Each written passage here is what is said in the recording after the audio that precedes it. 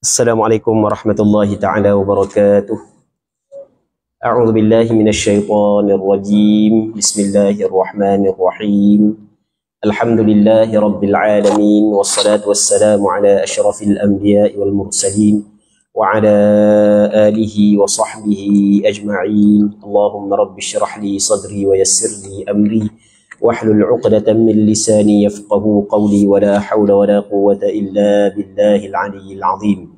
Allahumma anfa'na bima 'allamtana wa 'allimna ma yanfa'una wa 'allimna ma jahilna wa dhakkirna ma nussina. Allahumma yassir wa la tu'assir, rabbi tammim bil khair. Allahumma iftah 'alaina futuhal 'arifin. وفقنا توفيق الصالحين. اللهم لا سهل إلا ما جعلته سهلا وأنت تجعل الحزن إذا شئت سهلا. اللهم اجعلنا من السعداء المقبولين ولا تجعلنا من الأشقياء المردودين. اللهم صل وسلم وبارك على سيدنا محمد وعلى آله وصحبه أجمعين والحمد لله رب العالمين.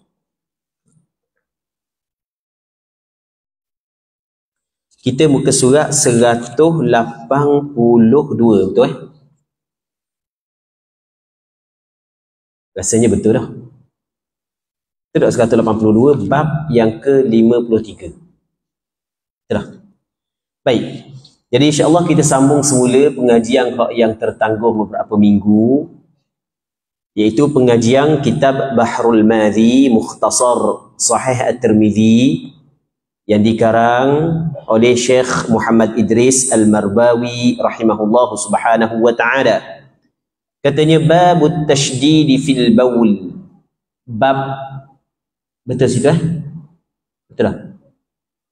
178.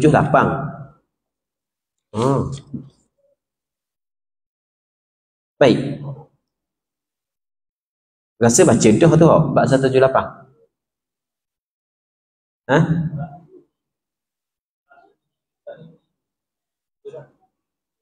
Betul dah. Betul dah baca ni. Betul dah. Baik, jazakumullah khairan. Bab pada menyatakan tasydid fil baul, mengeraskan pada kencing. Kok mana pula mengeraskan pada kencing? Ni terjemah orang dulu terjemah orang dulu. Dia maksud dia tasydid fil baul. Dia tasydid ni maksudnya memberi amaran keras berkait dengan air kencing. Itu maksud dia. Kalau mengeraskan pada kencing, kok mana ni? Jadi takut pergi faham lain. Kencing kok kemaluan. Mengeraskan pada kencing, mengeraskan kemaluan. Jeng kereng baca lagu tu. Baik. Jadi mengeraskan pada kencing ni terjemah orang dululah. Lepas tu Syekh Idris Al-Marbawi, dia duduk di Mesir lama. Dan dia pandai lah bahasa Arab. Yang antara kitab, buku yang diambil manfaat oleh orang yang belajar bahasa Arab, anak-anak Melayu kita yang belajar bahasa Arab, antara buku yang dikarang oleh beliau yang diambil manfaat oleh ramai orang adalah kitab Qamus Idris Al-Marbawi. Syekh Idris Al-Marbawi buat satu qamus terjemah bahasa Arab gini, bahasa Melayu dia, bahasa Arab gini, bahasa Melayu dia. Yang dulu tu tak ada lagi kaum lain, kaum dia lah. Yang daripada bahasa Arab kepada bahasa Melayu lah dulu. Tapi ni alhamdulillah banyak dah. Macam-macam qamus yang boleh kita ambil manfaat.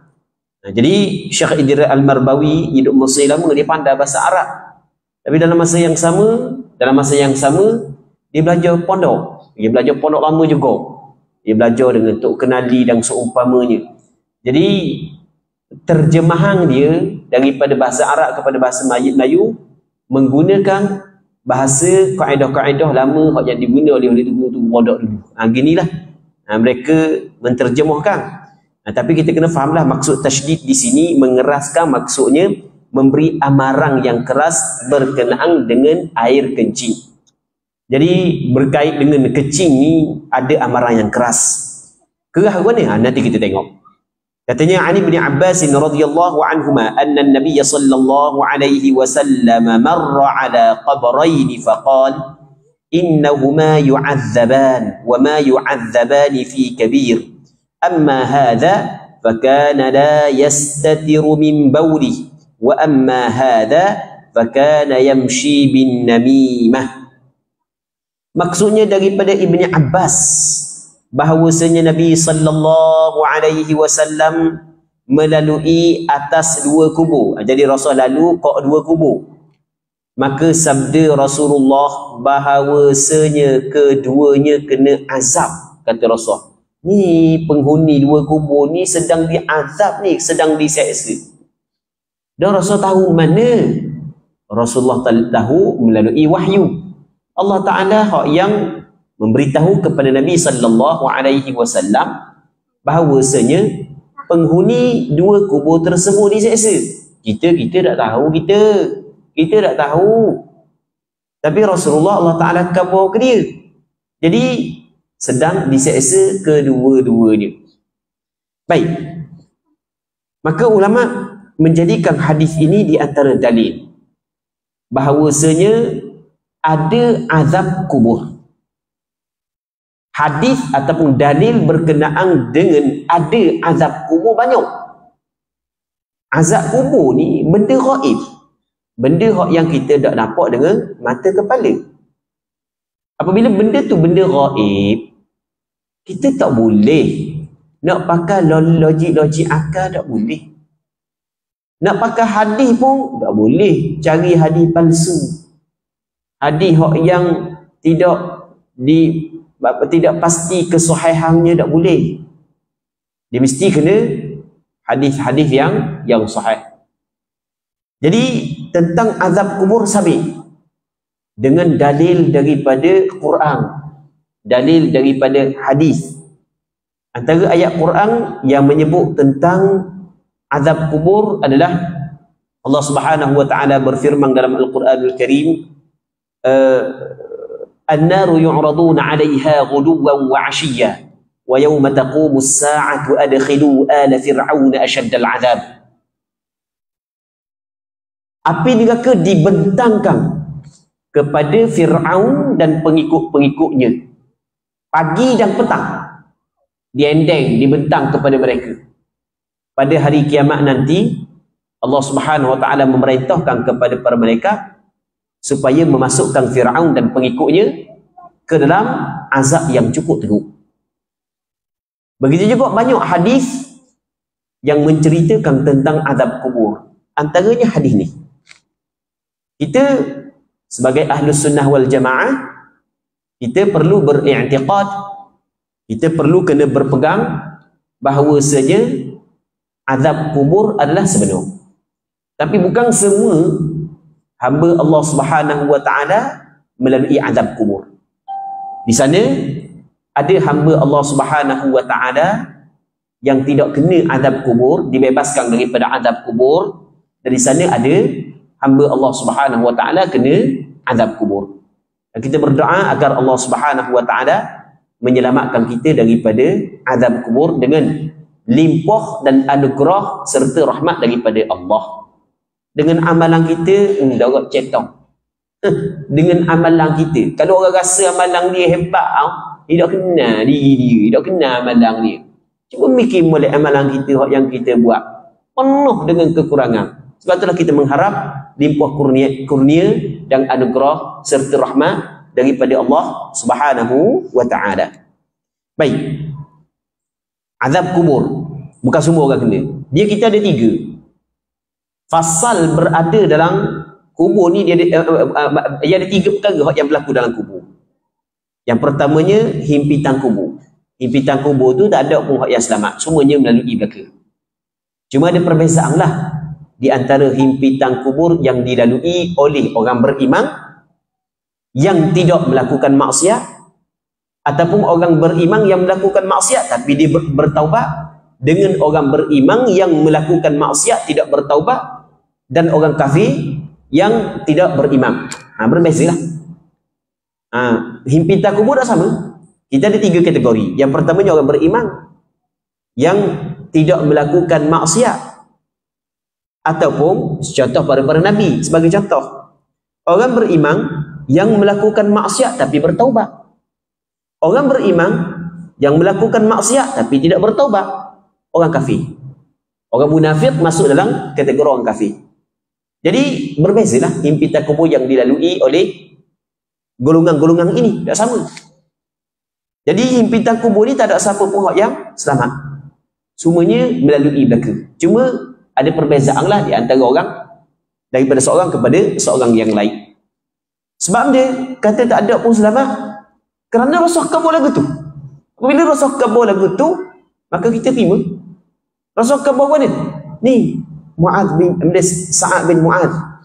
Hari kematian dia, futihat abwabus sama', dibuka pintu-pintu langit.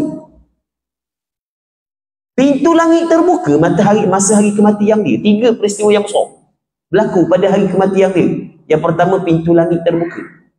Yang keduanya adalah turun 70,000 malaikat.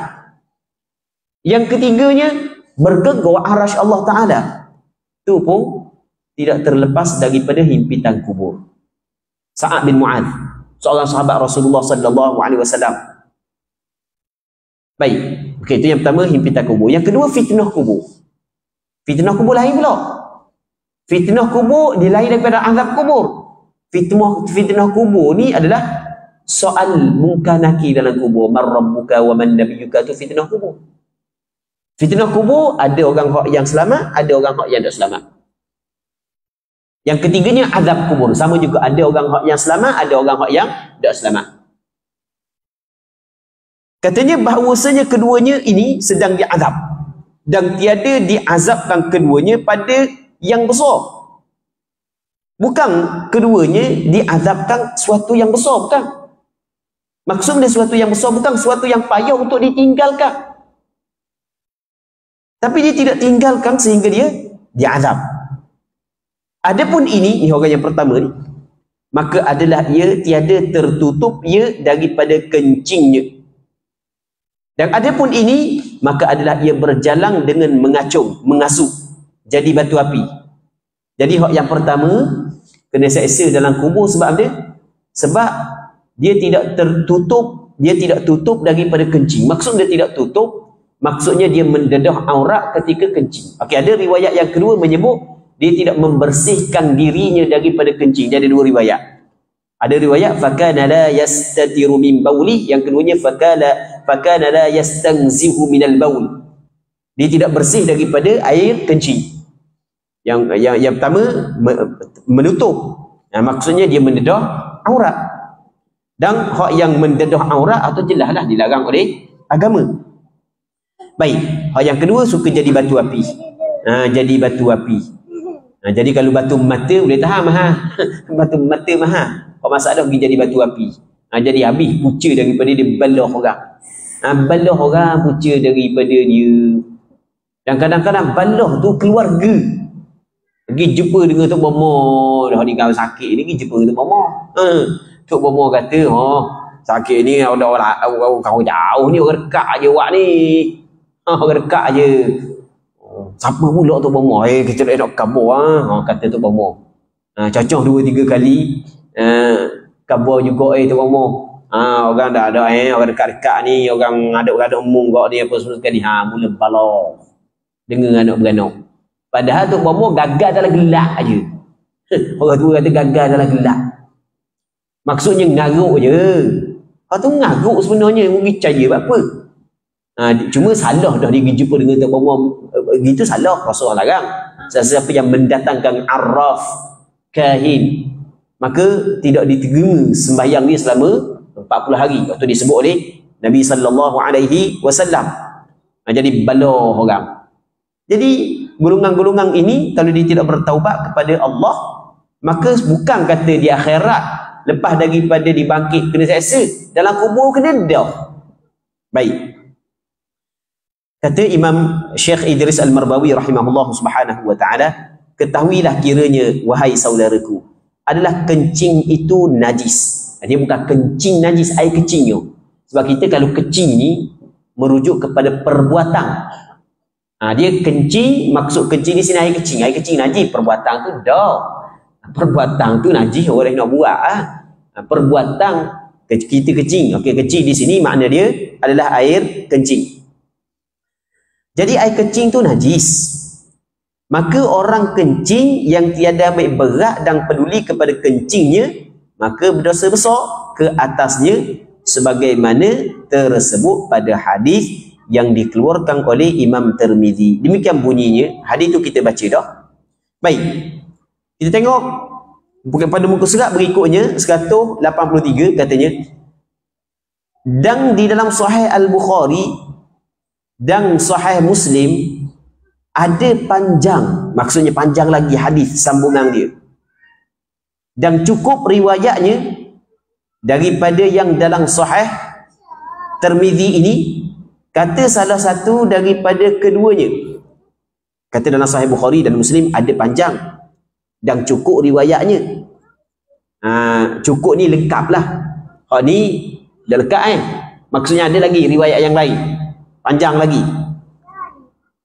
Baik, katanya dari cukup lengkap riwayatnya berbanding hak yang ada dalam kitab Sahih Tirmizi. Kata salah satu daripada keduanya, kata salah satu daripada Bukhari dan Muslim, thumma da'a bi jaridatin fakasaraha kisratain. Kemudian Rasulullah meminta kepada sahabat-sahabatnya dengan satu pelepah kurma, maka membelah ia akan dia dengan dua belah. Rasulullah berpih dua. Patu fa wada'a ala kulli qabrin minhuma kisrah, maka meletak dan menghantar ia atas tiap-tiap daripada kedua kubur itu sebelah-sebelah. Pacok alik nisa, pacok alik nisa. Faqila lahu ya Rasulullah, lima fa'alta hadha?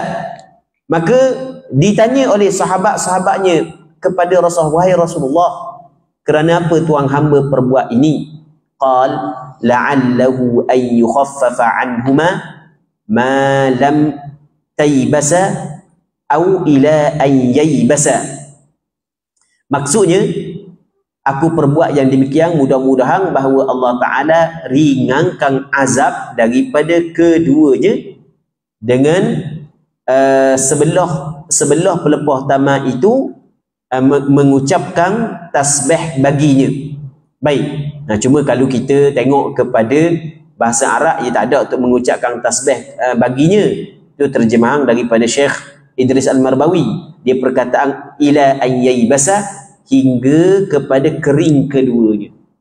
Jadi mudah-mudahan Allah Subhanahu Wa Taala ringankan daripada keduanya azab selama mana kedua-dua pelepah tamar ini masih lagi basah. Itu maksud malam yaybasa au ila an yaybasa.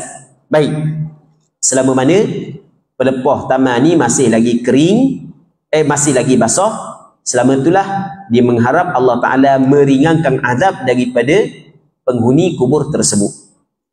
Jadi sebahagian daripada ulama menjadikan hadis ini sebagai dalil bahawasanya lepas daripada kita tanang jenazah, comel kita ambil mana-mana jenis kayu, pohon kayu yang masih lagi basah, masih lagi dak kering, dan kita pacak di atas kubur. Berpandukan kepada hadis ni. Tapi kita kena faham hak yang ulama kata sunat saat ni itu hanya adalah qiyas daripada apa yang dilakukan oleh Rasulullah. Maksudnya tiru apa yang Rasulullah sallallahu alaihi wasallam lakukan. Dan ada sebahagian daripada ulama kata hak ni hanya khusus untuk Rasulullah sahaja. Hanya sebagian ulama kata khusus untuk Rasulullah sallallahu alaihi wasallam sahaja. Dan kalau kita tengok daripada hadis ni, bukan Rasulullah sallallahu alaihi wasallam semata-mata pacak pelepah tamar, tapi Rasulullah juga berdoa kepada Allah tu la'allahu ay yukhaffafa anhuma ma lam yaybasa. Rasul berdoa supaya Allah Subhanahu wa taala meringankan azab daripada penghuni dua kubur ini selama mana pelepah tamar tersebut belum lagi kering. Jadi kalau kita nak buat perkara ini, ada sebahagian ulama kata sunat. Apa tu kita jangan semata-mata letak pelepah tamar, bahkan kita letak juga kita berdoa kepada Allah Subhanahu wa taala sebagaimana yang Rasulullah sallallahu alaihi wasallam buat. Baik. Jadi kita berdoa. Muslimin muslimat yang dirahmati oleh Allah Subhanahu wa taala. Amba hadis ni dulu amba belajar kitab Umdatul Ahkam dengan Tok Guru di Fatani. Baba Abdul Aziz di Fatani hafizahullah Subhanahu wa taala belajar kitab Umdatul Ahkam, kitab hadis. Dia mengajar kitab Umdatul Ahkam. Amba ada pula kitab Ihkamul Ahkam. Yang syarah kepada kitab Umdatul Ahkam. Jadi mau baca sampai hadis ni, dibincang hadis ni, mau baca dalam pengarang dia tidak bersetuju dengan pandangan yang mengatakan sunat pacok lepas tangan pertama. Jadi apa pun baca. Okey, pandangan yang kata sunat pacok, pandangan yang mengatakan tak sunat pacok. Baik, dua-dua pandangan. Dan pandangan kedua-dua pandangan masing-masing ada hujah. Dan pandangan yang kata dak sunat pacok pun ada hujah dia. Jadi apabila benda ni bila berlaku khilaf di kalangan ulama muktabar, jadi orang yang nak pacok silakan, orang yang tak mau pacok tak ada masalah. Jangan tanam pokoknya sudah atas tanah wakaf, tu je jangan. Tanam pokoknya dah nak suruh zikir sangat, tanam pokok durian, tanam pokoknya bahan pokok balok tu atas atau atas kubur. Dah nak suruh zikir kan? Baik. Jadi jangan buat benda lagu tu je. Kerana benda tu tidak dibuat oleh Nabi sallallahu alaihi wasallam. Jadi kalau orang kata, oh dah kalau kata nak suruh zikir sangat, kita pakai tanam pokok terus lama lagi dah. Kita kata benda tu tidak dibuat oleh Rasulullah. Rasulullah ambil pelepah tamah, Rasul pacok, tu Rasul buat. Dan Rasul berdoa, tu Rasul buat. Jadi kalau orang nak buat sekadar tu saja. Okey, kalau kita tak ada pelepah tamah, cari benda yang seumpama dengan tamah. Benda bahan pelepah sawit. Sawit yang lebih dekat dengan tamah. Contoh, bahan pelepah pokoknya. Baik. Boleh tak ada masalah sudut tu. Tidak menjadi masalah. Dah perlu balah lah. Nak buat tak buat sudah. Dah perlu balah. Dan orang yang mengatakan dah sunat pun ada hujah dia juga. Sebagaimana yang hamba cerita saat ni. Sebab dia kata benda ni adalah khusus untuk Nabi sallallahu alaihi wasallam.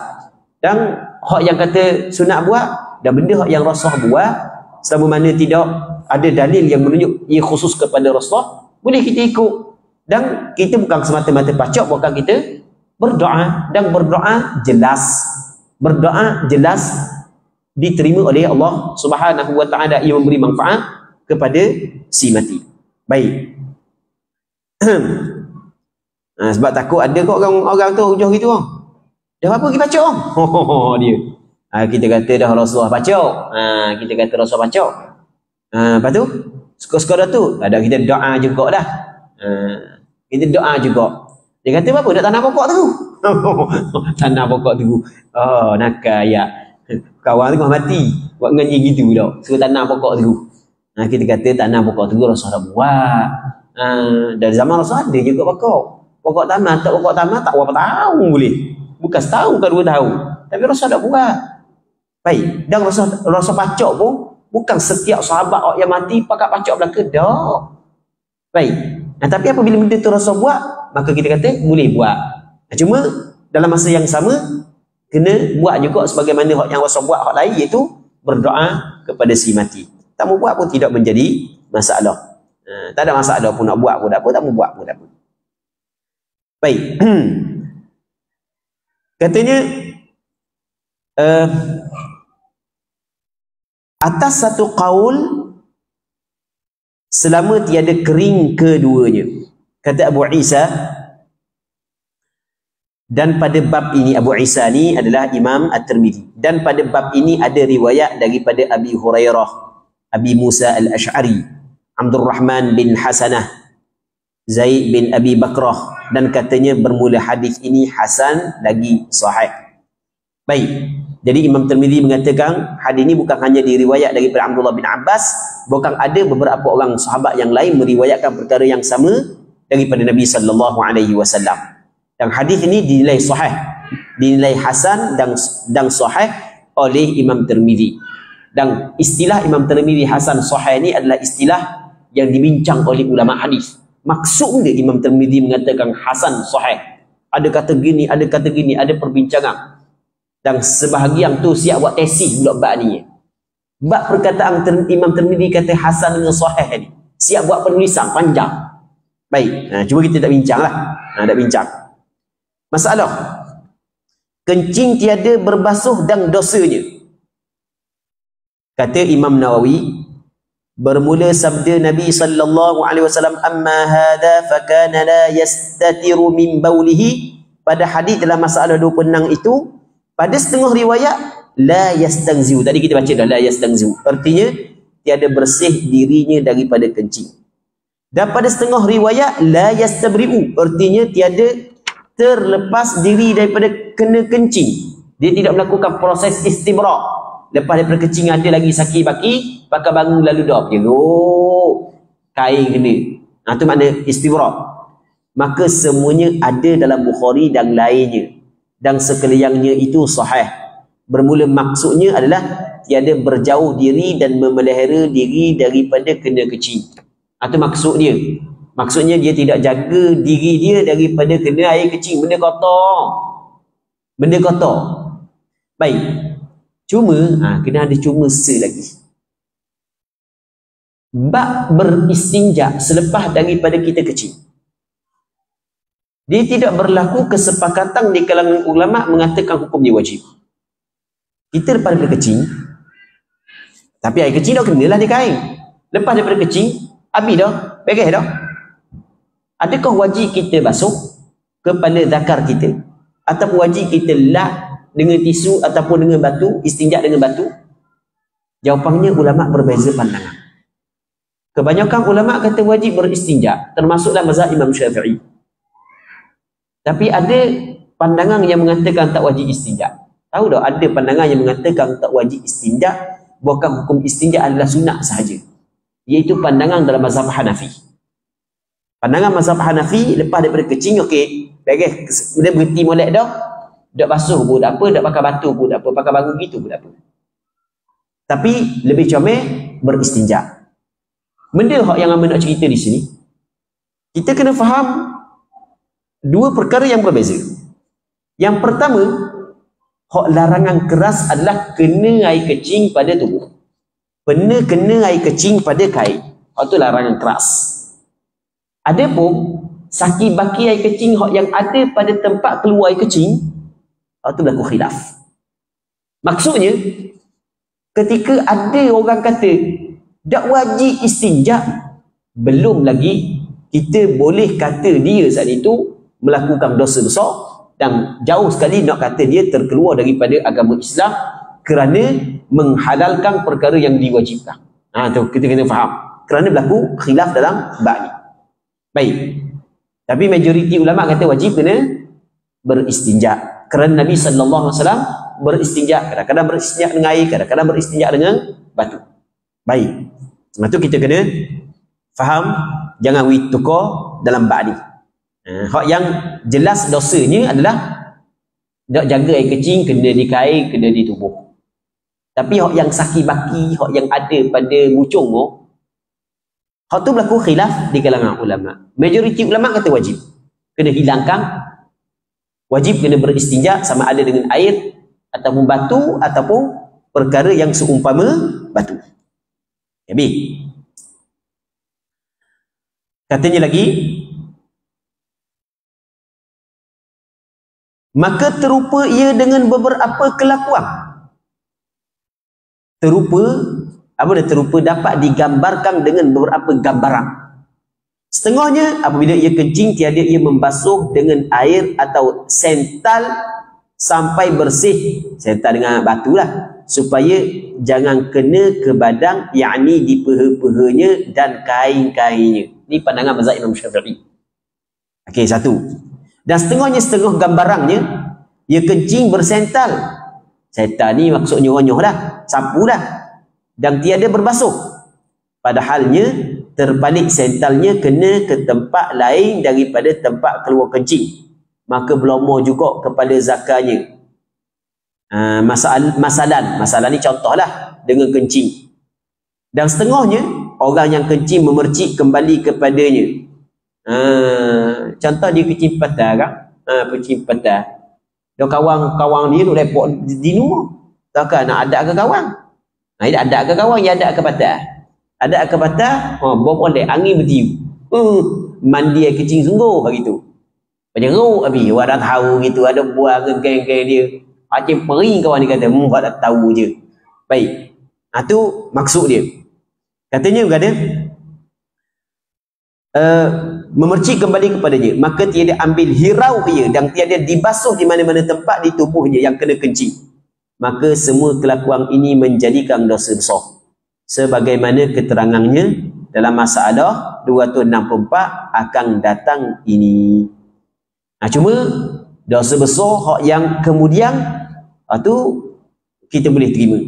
Tapi kalau hak yang sebelum daripada ni, kalau mengikut mazhab Imam Syafi'i, dia tidaklah, maksudnya lepas daripada kecil masih lagi ada sakit baki hak yang duduk sini ni, kalau kita tidak basuh, dosa lah mengikut mazhab Imam Syafi'i kerana benda tu wajib. Tapi dosa besar sampai ke masuk neraka, itu tidak, kerana benda tu masih lagi dalam kategori benda khilaf. Itu kita kena faham, Muslimin muslimat yang dirahmati oleh Allah Subhanahu wa taala. Masalah kencing tiada berbasuh dan sebab dosanya, kata Imam Nawawi, telah sabit hadis dalam Bukhari riwayat yang menunjukkan kencing orang yang seperti kelakuan dalam masalah 263 itu berdosa besar.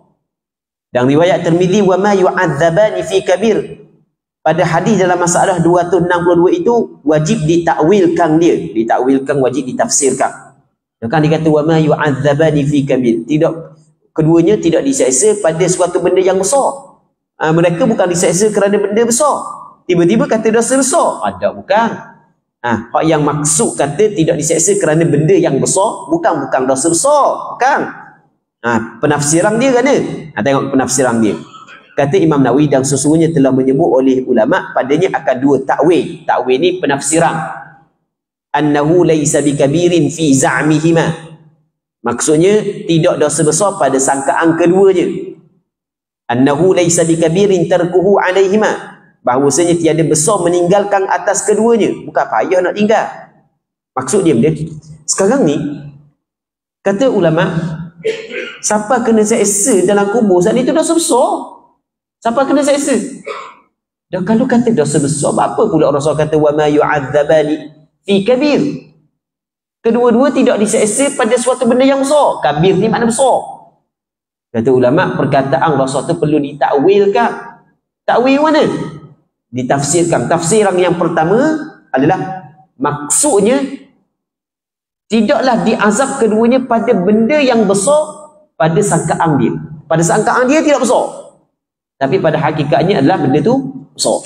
Itu penafsiran yang pertama. Penafsiran yang kedua, tidaklah keduanya diseksa pada benda yang besar, maksudnya besar untuk meninggalkannya. Bukan benda besar untuk tinggal, bukan benda payah. Itu maksud bagi penafsiran tersebut. Dan sebab dosa besar itu kerana ketiadaan bersih daripada kencing itu. Bukankah seperti kelakuan orang dalam masalah 263 itu menanggung najis? Tengok, orang yang masalah dalam 263 itu menanggung najis.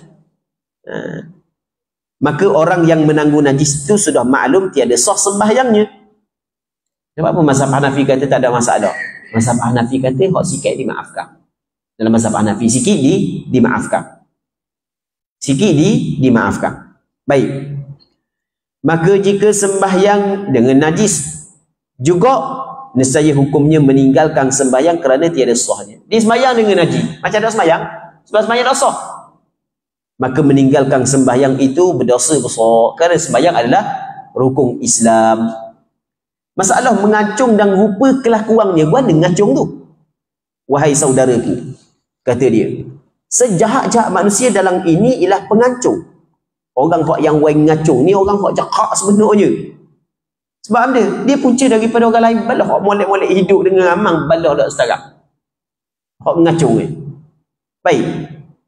Maka mengenalnya ialah cara nak kenal ia. Seorang yang pergi ia kepada salah seorang daripada dua orang yang berkelahi, atau yang sudah bermusuh, atau yang sudah bertahun tak taruh dendang dalam hati, atau pergi ia kepada seorang yang telah berbekas hatinya ke atas orang lain, pemergiannya itu dengan menunjukkan diri rupa kekasih dan kawan setia. Aku nak kabar kamu ni sebab aku dah sedap dengar ia kata kamu, tapi siapakah aku rasa hati? Pandai. Pandai.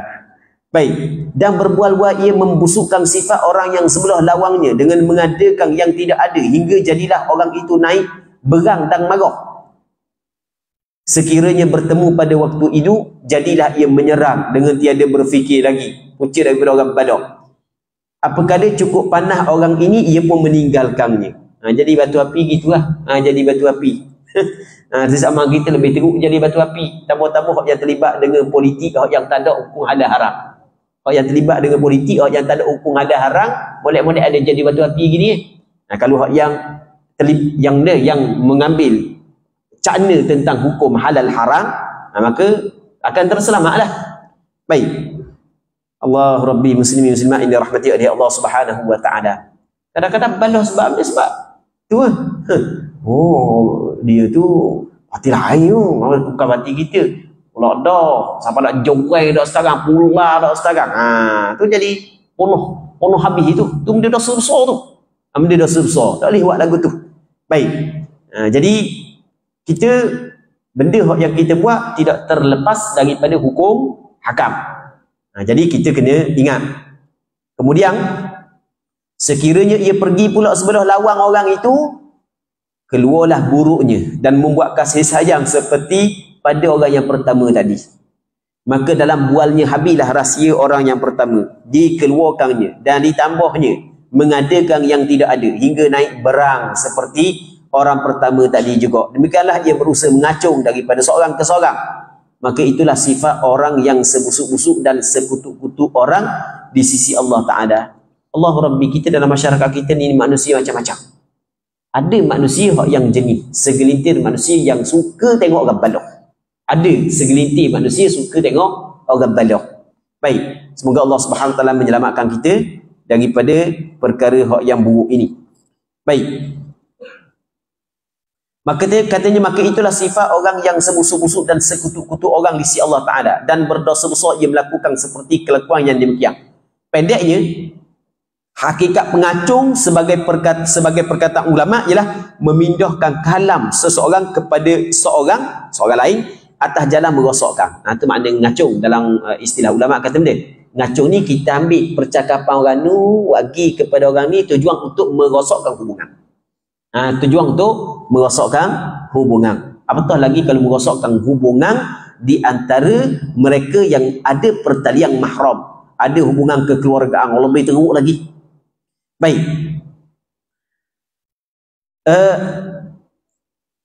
Katanya dan yang sempurna keterangannya lihat dalam karya ataupun dalam karangan ataupun bukan dalam Dayak, dalam kitab Ihya. Baru betul mana tu di Dayak itu. Macam duduk di negara mana. Bukan Dayak. Lihat dalam Ihya, kitab Ihya Ulumuddin karangan Imam Ghazali. Imam Ghazali ni antara ulama yang cukup mengambil beratlah tentang sifat-sifat madmumah ini. Antaranya adalah namimah, mengancung, kita kata jadi batu api. Dia bincang panjang lebar dalam kitab Ihya Ulumuddin. Baik, muslimin muslimat yang dirahmati oleh Allah Subhanahu wa taala. Masalah mengancung dan dosanya. Jadi untuk malam ni kita berhenti sini dululah sebab kita banyak soalan banyak soalan malam ni nak jawab Okey, baik, kita jawab soalan pula. Assalamualaikum Ustaz. Waalaikumsalam. Saya bekerja sebagai pereka fashion. Apakah hukum saya mereka pakaian yang tidak patuh syariah? Seperti saya mereka fashion pakaian yang mendedahkan aurat. Apakah hasil duit tersebut tidak halal? Jadi dia ni pereka fashion lah. Jadi setiap bulan tu kena ada fashion baru semua. Ada macam-macam fashion lah. Tapi yang masalahnya dia pereka fashion yang tidak patuh syariat. Jadi pakaian yang mendedahkan aurat. Jadi apakah hukum? Patut yang pertama, yang keduanya apakah hasil duit yang dia dapat? Hukum hasil duit yang dia dapat. Apakah hasil duit tersebut tidak halal? Baik. Jawapannya, yang pertama sekali kita kena faham bahawasanya mendedah aurat ni adalah perkara yang dilarang di dalam agama. Apa yang diwajibkan kepada kita adalah menutup aurat. Itu jelas. Diwajibkan kepada kita menutup aurat haram mendedahkan aurat. Apatah lagi kalau melibatkan perempuan, lebih teruk lagi. Sehingga Nabi sallallahu alaihi wasallam pernah bersabda, "Sinfani min ahli nar lam arahuma." Dua golongan daripada penghuni neraka aku belum pernah melihat lagi. Maksudnya tidak wujud di zaman Rasulullah sallallahu alaihi wasallam, wujud di zaman mutaakhirin lepas daripada Rasulullah. Antaranya kata Rasul, nisaun kasiyatun ariyatun ma'ilatun mumilatun ila akhir hadis. Perempuan-perempuan kasiat yang berpakaian, tapi dalam masa yang sama ariyat bertelanjang. Dan mana pakaian bertelanjang? Maksudnya mendedahkan aurat. Maksudnya nampak pakaian, berpakaian, tapi berpakaian dengan tidak berpakaian lebih kurang je. Okey, itu nisaun ariyatun kasiat. Rasul kata penghuni neraka. Penghujung hadis Rasul kata mereka itu tidak akan masuk syurga Allah dan tidak akan cium bau syurga. Dosa besar. Okey, benda itu dilarang oleh agama. Apabila dilarang oleh agama, maka membantu kepada perkara yang dilarang juga dilarang. Kita dilarang membantu melakukan dosa. Wa ta'awanu 'alal birri wat taqwa wa la ta'awanu 'alal ismi wal 'udwan. Jangan saling membantu di atas dosa dan permusuhan. Jangan membantu. Jadi kita yang menjadi penyebab. Kita menjadi penyebab. Dia mendapat kemurkaan Allah. Maka kita berdosa. Na'udzubillahi min dzalik. Dan bukan setakat dosa saja, bukan setiap kali dia pakai kita menanggung dosa. Kita terlibat. Kerana di sana ada hadis kata Rasulullah sallallahu alaihi wasallam, sesiapa man sanna sunnatan sayyi'ah, sesiapa yang membuat sunnah yang buruk, dia melakukan sunnah yang buruk, punca daripada dia orang buat benda yang tak pakai, maka dia terlibat sama dengan kejahatan orang buat. Baik. Jadi banyak dosa dia, bukan sikit dosa dia, banyak dosa. Jadi mereka fashion yang tidak patuh syariah, sekiranya dia yakin orang tersebut pakai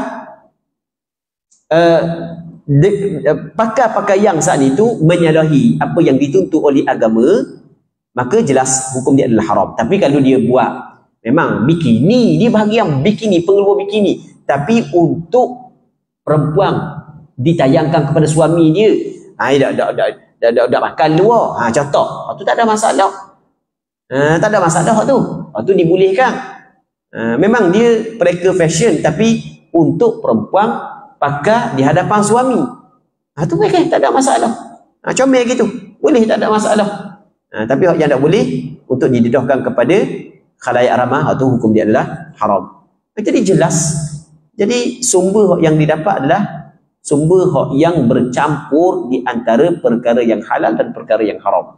Sebab bila kita kata bercampur, kerana yang praktikal fashion ni bukan semua pakaian dia tidak patuh syariah. Baik, jadi kena jauhlah daripada pekerjaan ini. Pekerjaan ini tidak berkat. Percayalah, pekerjaan ini tidak berkat. Baik.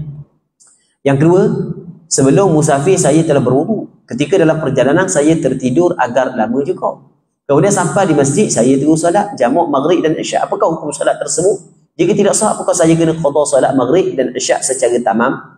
Baik. Jadi sekarang ni, dia ambil wuduk di rumah. Lepas tu dia pun bermusafir duduk atas kereta. Dia pun tidur. Baik. Sampai di masjid, terus mayang jamak. Dah ambil wuduk dah. Nak tanya semayang dia sah ke tak? Kita nak tahu sah ke tak, kita tengok wuduk dia sah ke tak. Wuduk dia sah. Wuduk dia batal ke tak lagi? Kita nak tahu batal ke tak lagi, kita kena tengok tiduran dia membatalkan wuduk, tiduran dia tak membatalkan wuduk. Tidur yang tetap papan punggung di lantai, ia tidak membatalkan wuduk. Tapi tidur yang tidak tetap papan punggung di lantai, maka ia membatalkan wuduk. Kena tengok situ. Dia kata saya tidur atas kereta, duduk gitu lah. Jadi punggung rapat lantai, orang rapat lantai. Ataupun ada juga orang nak tahu rapat lantai mana. Nak tahu rapat lantai gini, kalau mu nak ketuk buat orang dia punggung. Sengkeng gitu. Okey. Rapat lantai tu. Okey, kalau rapat lantai gitu dak batal wudu. Dak batal wudu. Bila tak batal wudu, semayang dia dengan wudu tersebut dikirakan sah. Tapi dia kalau tidur tungging macam ke budak bahan cacing, dah mana kelendang kat tepi, dia tidur belakang. Tungging macam budak bahan cacing, tidur macam sujuk pun. Baik, hal tu batal wudu. Jadi bila batal wudu, kalau dia pergi solat dengan wudu tersebut, maka tak sah solat dia, kerana solat dia bersama dengan hadas. Apabila solat bersama dengan hadas, ialah tidak sah. Lepas tu, dah solat dah sah, wajib kena qada. Dan nak qada saat ni tu, kena qada secara tamam ke boleh qada secara qasar? Situ soalan dia pula. Kena tengok. Tengok apa ni? Nak qada di mana? Kalau nak qada di kampung, maka kena qada secara tamam. Tapi kalau nak qada di dalam bermusafir, maka kena boleh qada secara qasar. Sembahyang yang ditinggalkan ketika bermusafir, yang tertinggal ketika kita sedang bermusafir, dan kita nak qada ketika kita bermusafir, boleh kita qada secara qasar. Tetapi sembahyang yang ditinggalkan ketika kita bermusafir, kita nak qada ketika duduk kampung, maka kena qada secara tamam. Sembahyang yang ditinggal di kampung, kita nak qada ketika bermusafir, kena qada secara tamam. Sembahyang yang ditinggal kampung, kita nak qada di kampung, kena qada secara tamam. Pak saja boleh qada secara qasar. Hak tiga lagi kena qada secara tamam. Hak yang boleh qada secara qasar, sembahyang tertinggal ketika kita bermusafir, dan ketika kita nak qada juga ketika kita bermusafir. Semasa muda, soalan ketiga, semasa muda saya sangat nakal. Alhamdulillah, tua ni Allah Ta'ala bagi hidayah. Sebenarnya ni adalah nikmat besar. Saya pernah beberapa kali dah. Nikmat besar ni. Masa muda nakal, Allah. Sampai orang kampung kata, jadi orang dah kakak ni. Tak jadi orang dah kakak ni. Orang kampung tu kalau sebut dia memang tepuk dahi. Allah, teruk sangat kakak ni. Tapi nawawan ni, sampai masa hidayah adalah milik Allah, sampai masa orang hak yang kita duk rasa duk pakai rawal saat ni tu, molek-molek ada jadi AJK masjid. Siap dia pula hak yang duk camping, suruh orang bagi masjid kat tua. Itu adalah nikmat yang Allah Ta'ala bagi. Macam Sayyidina Umar, zaman dia musyrikin dulu saat ni tu, orang tak ada pun benda harapan kata dia masuk Islam. Sampai ketika ada seorang perempuan tu mengharapkan dia masuk Islam, suami dia kata, orang hak mu tengok tu tak akan masuk Islam, mereka keldayah dia masuk Islam dulu. Keldayah dia masuk Islam tu, baru dia masuk Islam. Keldayah ni binatang, dan orang Arab ni dia akan guna keldayah ni untuk umpamakan orang bodoh. Sampai tahap tu. Tapi hidayah adalah milik Allah Subhanahu wa Ta'ala. Allah Ta'ala letak kepada mereka yang Allah Ta'ala kehendaki. Ini adalah nikmat besar. Masa kecil nakal. Bukan nakal, dia kata sangat nakal. Nakal lain, sangat nakal dia kata. Semasa muda saya sangat nakal. Teruk. Dan pernah mengambil buah-buahan tanpa kebenaran. Dan kadang-kadang terambil. Terambil ni lawak ambil sungguh tak ada ter ni tak sengaja. Kadang-kadang sebab budak sangat nakal ni tak ada ter. Sebab biasa guna ter ni macam kita kabar orang. Ter ni tak sengaja, ni sengaja kadang-kadang terambil barang orang tanpa izin. Kini saya dah tua nak mati dan dah bertaubat, alhamdulillah, anugerah yang besar Allah Ta'ala bagi. Bagaimanakah saya nak menebus dosa dan ingin minta halal daripada orang-orang yang pernah saya zalimi itu, sedangkan mereka sudah tiada? Baik, yang pertama sekali, orang tu tak ada. Lepas tu kita cari anak-anak dia, cari ahli waris dia, kita nilai balik barang yang kita ambil, kita bayar. Dah tahu dah ahli waris dia faham mana pun dah tahu. Dah tahu dah ahli waris dia. Dah setengah bukan tak tahu. Sebab apa? Sebab kes besar sangat dulu. Kalau pergi khabar cabut kepala kita. Orang dah cari lama dah. Contoh. Jadi kita buat contoh je. Okey, maka untuk menolak mudarat kan. Jadi banyak cara dengan kita diberi barang kepada dia tanpa kita khabar. Tak payah khabar. Tapi biasanya kalau kita khabar ni, Allah, orang lebih suka. Lebih suka kalau kita khabar minta maaf banyak dulu ambil barang demo. Kau tak apa semua sekali. Kalau orang tu tak kelong kalau kelong minta bayar. Baik. Jadi kalau sekiranya kita tahu dia masih lagi ada, kita bayar. Kita bayar khabar ke dia. Minta maaf bayar. Kalau dia halal, alhamdulillah. Kalau tak halal pun, nak buat mana memang kita bayar, kita ambil barang orang. Kalau dia tak ada, kita cari ahli waris dia, khabar kepada ahli waris dia, ni barang aku ambil barang ayahmu, ni ambil ahli piti saka dia, ni bagi apa-apamu. Baik, kalau tak ada, tak jumpa, maka caranya kita nilai barang yang kita ambil, kita sedekah dan kita niat pahala kepada tuang dia dan kita mengharapkan di akhirat nanti tuan dia maaf untuk kita. Dan perbanyakkan istighfar untuk dia. Papa semayang, kita istighfar. Kita istighfar untuk diri kita, kedua bapa kita, istighfar juga wali arbabil huquqi alai. Astaghfirullahalazim li wali walidayya wal masyayikh, contoh kan. Lepas tu wali arbabil huquqi alai, dan kepada ya Allah pula kepada orang hak yang mempunyai hak kepada aku. Okey, kita beristighfar untuk dia. Tak pandai bahasa Arab bahasa Melayu, ya Allah maaf dah, ampunlah dosa-dosa orang hak yang buat kesalahan tu ya Allah. Ya Allah orang hak yang aku zalimi dia, ya Allah ampunlah dosa dia ya Allah. Bukan mesti bahasa Arab. Bahasa Melayu pun tak apa. Belan-belan duk saja. Belan-belan nak bagi masjid, belan-belan nak buat kereta, belan-belan nak main WhatsApp. Mulut kata ya Allah, apalah dosa dia ya Allah. Apalah dosa aku ya Allah. Baik. Itu cara dia. Soalannya, apakah hukum pihak Maidang membuat cabutan bertuah bagi pembayar zakat? Tak ada masalah, boleh je. Buat cabutan bertuah bagi pembayar zakat. Boleh, tak ada masalah. Sebab ia pembayar zakat. Dia bukan pembayar zakat. Dia bukan judi. Dia judi ni guna. Pitih kita buat pertaruhan. Kalau sekiranya menang, dapat untung. Kalau kalah, rugi. Hak ni kita tak bayar ke? Bayar ke? Dia tidak buat dia tidak buat cabutan bertuah ke? Buat cabutan bertuah ke dekat kita? Kena bayar. Bukan judi. Tweet orang dah. Kita wi ke dia. Cuma dia nak suruh kita dapat ni, kita bayar ke dia, dia buat sedikit cabutan bertuah atau gula-gula sikit. Baik. Tak ada masalah. Tak tahulah, takut ada salah daripada sudut lain, berasa tak ada masalah, wallahu alam.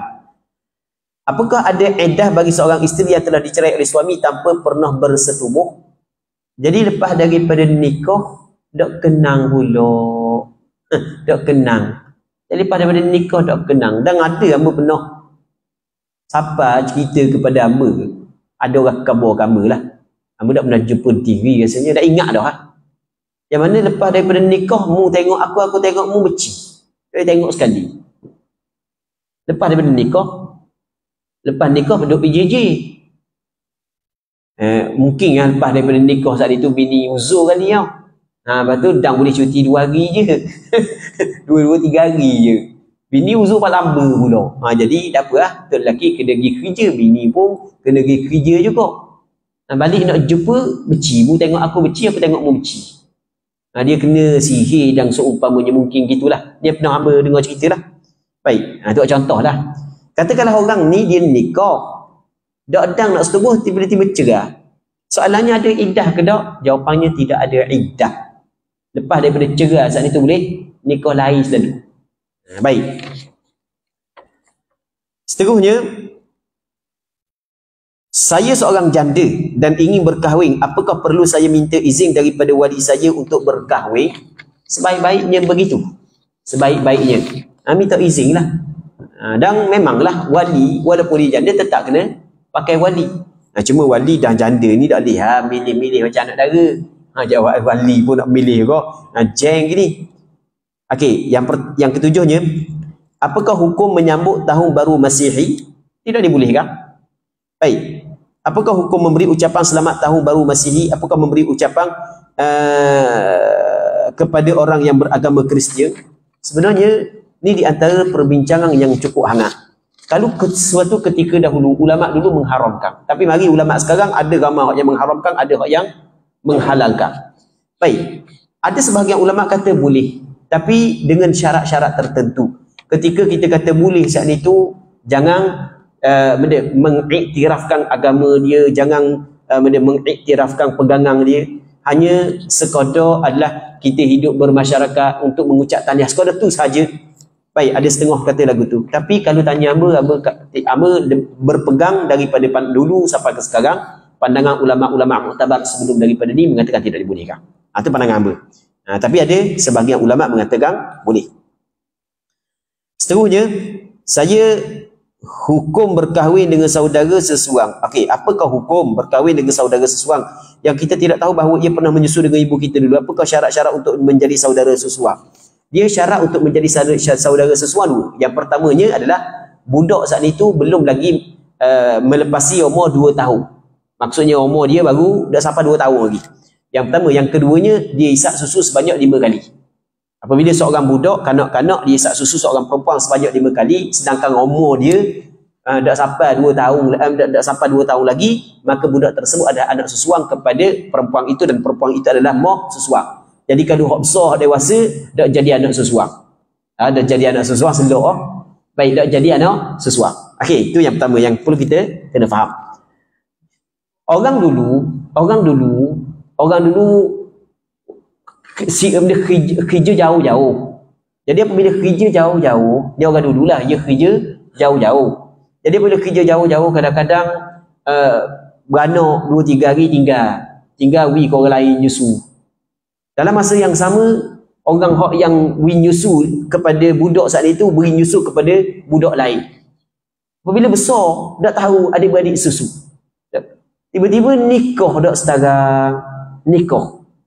Bila nikah, lepas daripada boleh anak dah, baru sedar adik-beradik susu. Apabila sedar adik-beradik susu, nikah saat ni itu dak jadi, dak sah. Cuma anak yang dapat daripada selama perkahwinan tersebut, anak sah taraf. Kerana anak itu terjadi daripada wati syubhah. Baik. Lepas tu tak boleh dah kena pisah. Tak boleh. Tak boleh dah. Sebab mana boleh mahram. Dan pernah berlaku gini, Pernah berlaku tok bagi nyusu kepada cucu. Ini pernah berlaku.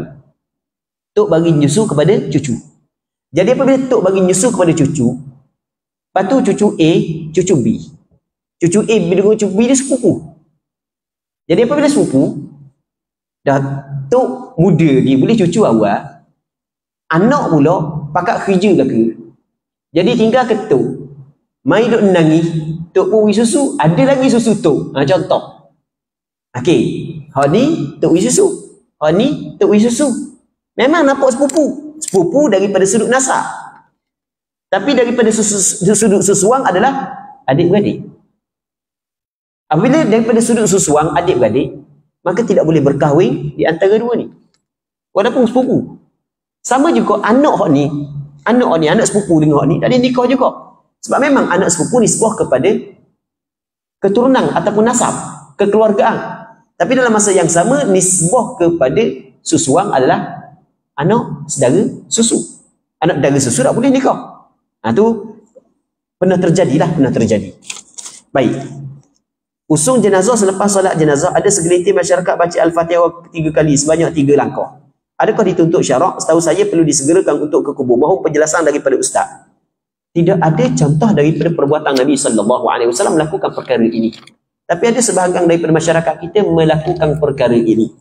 Tak tahu sebab dia. Dan mungkin. Wallahu a'lam, mungkin ada sebab-sebab tertentu. Setengah tempat di Kelantan masih lagi mengamalkan perkara ini. Selakah Fatihah, selakah Fatihah. Perkara ini tidak dituntut di dalam syarak. Tidak dilakukan oleh Rasulullah sallallahu alaihi wasallam. Tidak ada dalil daripada Quran dan hadis yang menceritakan ada tuntutan untuk melakukan perkara ini. Jadi cuma orang tu buat sebab dia, tak tahu sebab dia. Mungkin dulu ada, mungkin orang mati saat itu dia ada makan benda apa semua sekali. Mungkin kan. Jadi gangguan apa semua sekali, baca tu Fatihah untuk mengelak daripada gangguan mungkin. Kalau sekadar tu, jadi maka tidak menjadi masalah. Tapi menganggapkan bahawasanya itu adalah tuntutan daripada syarak, maka perbuatan itu adalah salah. Rumah tidak kena banjir, tapi isi borang juga untuk bantuan daripada kerajaan. Adakah boleh berbuat demikian? Okey, isi borang untuk minta bantuan daripada kerajaan dibolehkan, tapi jangan bantuan khas.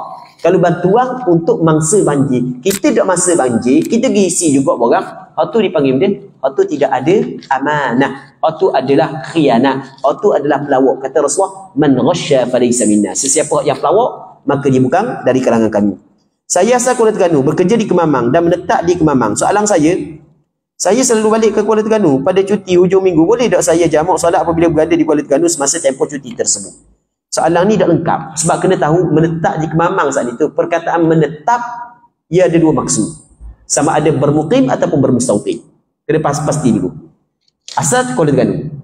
Sekarang ni kerja di Kemamang, duduk di Kemamang, menetap di Kemamang. Kalau menetap di Kemamang dengan makna bermustautin di sini, maka ketika dia balik di Kuala Terengganu, kalau tidak sampai 4 hari, maksudnya bawah daripada 4 hari, selama mana dia duduk di Kuala Terengganu boleh jamak qasar. Rasulullah asal duduk Mekah, dilahirkan di Mekah, membesar di Mekah, sampai umur 53 tahun baru berhijrah ke Madinah. Jadi apabila Rasul hijrah Madinah, Rasul bermustautin di Madinah pada tahun Fathu Makkah. Pada tahun Hajjatul Wada' Rasul datang ke Mekah, Rasul sembahyang jamak qasar. Baik. Jadi kalau dia bermustautin di sini tak ada masalah. Tapi kalau dia masih lagi bermustautin di sana, maka tak boleh. Nah, tu kita kena faham. Seterusnya soalan kedua, kadang-kala waktu bekerja tak sampai 1 minggu, saya hanya tinggal 3 atau 2 hari di Kemamang kerana meeting di Kuala Terengganu. Sepanjang tempoh 3 hari atau 2 hari di Kemamang tu boleh tak saya jamak? Sedangkan pada hari yang tiada meeting saya menetap lebih daripada 3 hari di Kemamang. Macam kita khabar tadi, kita kena pastikan di mana ke tempat dia bermustautin. Kalau di Kemamang hanya tempat dia bermukim, manakala di Kuala Terengganu ada tempat bermustautin, maka kalau duduk di Kemamang 2 hari ataupun 3 hari, selama tu boleh lagi dia jamak qasar. Tapi sebaik-baiknya melakukan setiap sembahyang dalam waktunya. Itu yang paling terbaik. Wallahu subhanahu wa ta'ala a'la wa a'lam. Jadi untuk malam ni kita berhenti sini dulu. Allah subhanahu wa ta'ala a'la wa a'lam. Wa sallallahu ala sayyidina Muhammad wa ala alihi wa sahbihi ajma'in. Walhamdulillahi rabbil alamin.